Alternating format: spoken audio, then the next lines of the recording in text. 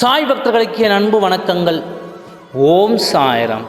என் அன்பு குழந்தை, உன் மனதுக்கு பிடித்தவர், உன் அன்பானவர் உன்னிடம் பேச வேண்டும் என்று முடிவு எடுத்து விட்டார். இப்பொழுதே அவரிடம் பேசிவிடு.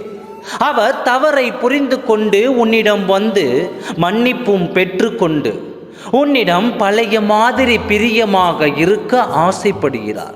என் குழந்தையே, தவறு செய்வது என்பது இயல்புதானே.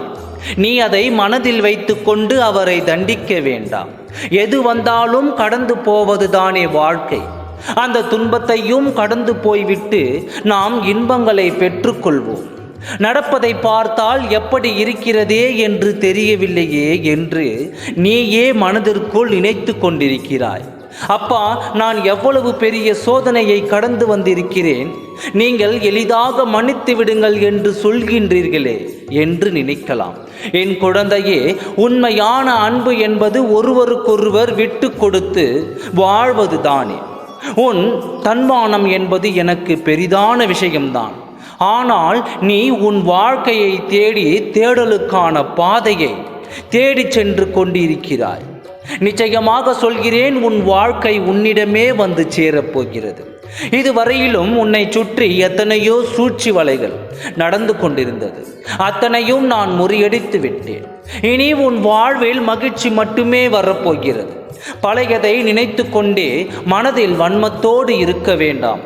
எது வந்தாலும் என் சாயப்பா என்னோடு தான் இருக்கிறார் என்ற நம்பிக்கையோடு நீ எந்த விஷயத்தையும் செய்து பார். உன் வாழ்க்கையில் வெற்றி மட்டும்தான் கிடைக்கும்.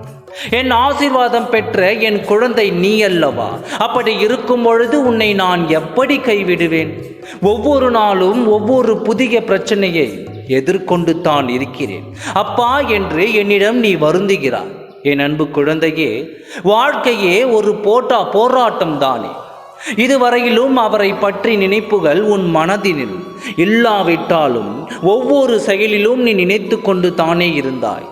எந்த செயலை செய்தாலும் இதில் அவர் இருந்தால் நன்றாக இருக்குமே என்று நினைத்தாயே. அந்த ஒன்று மட்டும் போதும்.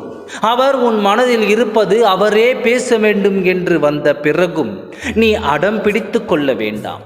இனி நீங்கள் ஒருவருக்கொருவர் அன்போடும் புரிதலோடும் விட்டு கொடுத்து வாழப் போகிறீர்கள். சீரும் சிறப்புமாக இந்த உலகம் போற்றும் வகையில் நீயும் வாழத்தான் போகிறாய். அதை மற்றவர்கள் பார்க்கத்தான் போகிறார்கள். இனி தாமதம் வேண்டாம். காத்திருந்த காலங்கள் எல்லாம் போதும். இனி உன் வாழ்வில் மகிழ்ச்சி பொங்க போகிறது. நல்லதே நினை, நல்லதே நடக்கும். ஓம் சாய்ராம். நன்றி, வணக்கம்.